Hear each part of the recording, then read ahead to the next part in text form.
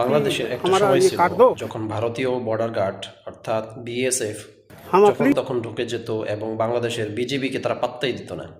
কিন্তু বর্তমান সময় এখন পাল্টাই গেছে, বরং বিজিবি বাংলাদেশ বর্ডার গার্ড বিএসএফকে পাত্তাই দেয় না, বরং তাদেরকে ঝাড়ির ওপরে রাখে। তো ভিডিওটা দেখেন, ভিডিওটা দেখলে বুঝতে পারবেন আগে কিরকম ছিল আর বর্তমানে কি হয়েছে। আপনারা 150 গজের ভিতরে মাটি কাটতেছেন কি জন্য? देखो दादा, हमारे तो ये बंधु है ना, बंधु छोटा सा तालाब है, तालाब मिट्टी हमारा ये काट दो, हम अप्लाई नहीं कर रहे हैं। वो बोला ना सिविल का। না না না, এখন আমি আধা ঘন্টা যাবত ওনারে স্টপ করতে বলছি। আপনারা একটা সৈনিক এখানে আসে না কেন?